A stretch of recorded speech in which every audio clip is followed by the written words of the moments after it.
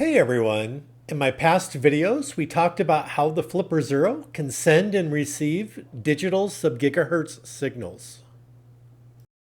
These signals are used by a variety of devices such as garage doors, smart lights, doorbells, and even my fireworks controller. This video focuses on what the Flipper Zero calls the modulation setting, which is a preset that configures the sub-gigahertz radio. We'll look at a couple techniques to determine the proper modulation setting. And we'll see if your modulation setting is incorrect. The Flipper Zero may be able to capture the signal, but trying to retransmit the signal may not work. Let's get started. In video 49, Jeeves taught us all about modulations for digital signals. We learned about ASK, OOK, 2FSK, GFSK, and 4FSK. At the end of that video, we learned that AM270 and AM650 use OOK, and that the rest of the modulations use 2FSK.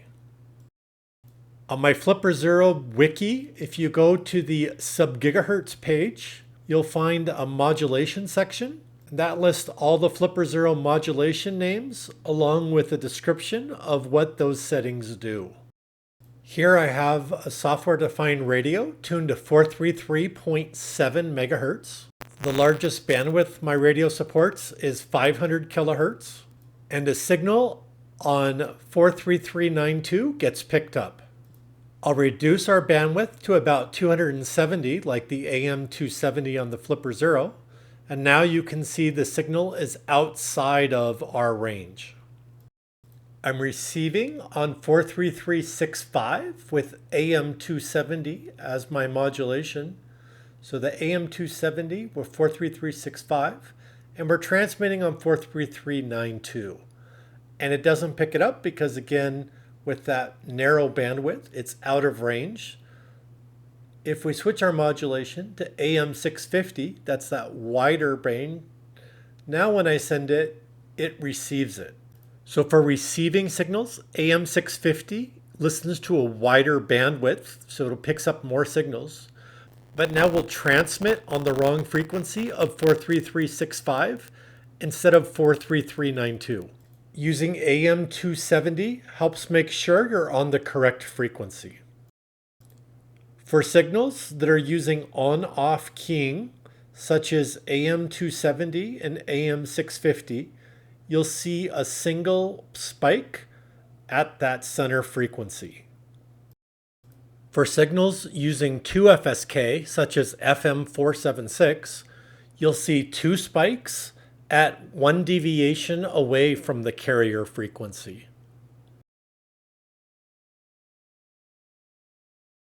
So here I am transmitting an FM476 signal, and we can see those two spikes.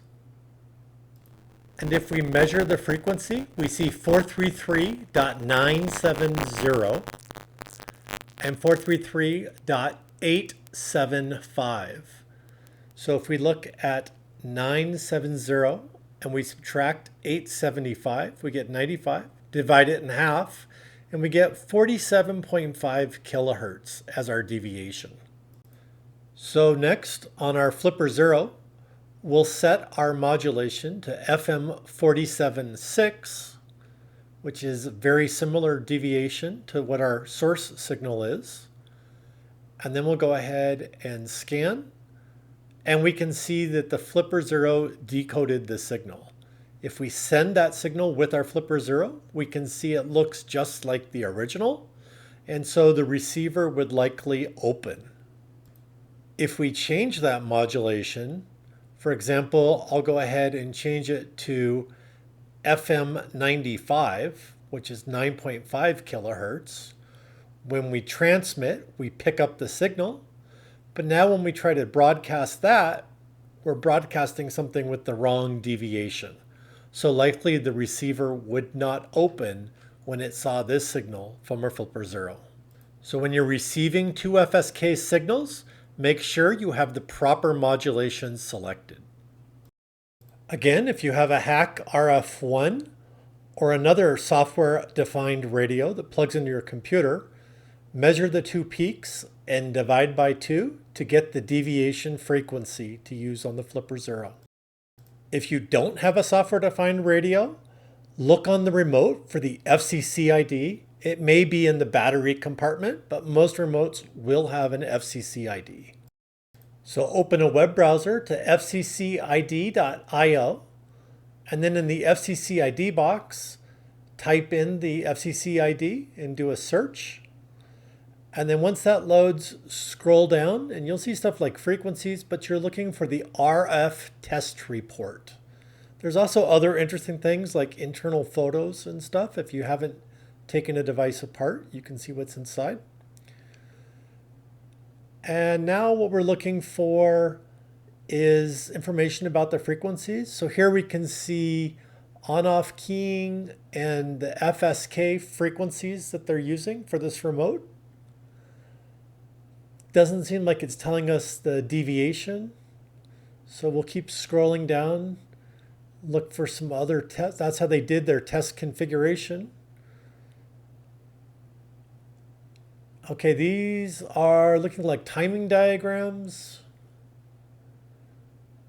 More timing diagrams. Let me close the ad.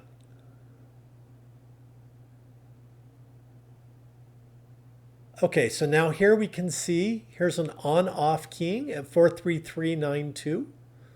So that's useful information if you were trying to look up that signal from your remote. And then scrolling down a little more, we can see the FSK signals. Our center frequency is at 433.2, and our deviation looks to be approximately 50 kilohertz.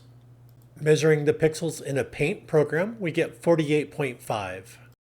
So our closest Flipper Zero deviation would be the 47.6, FM 476. Thanks for watching this video. Hopefully now you understand the importance of getting the modulation setting correct and how you can have the modulation incorrect and still read signals using the Flipper Zero. If you're sending signals, but it's still not working, then it's possible your remote is using rolling codes. Take a look at my rolling codes playlist for more information on rolling codes. Thanks again for watching this video. Please like and subscribe.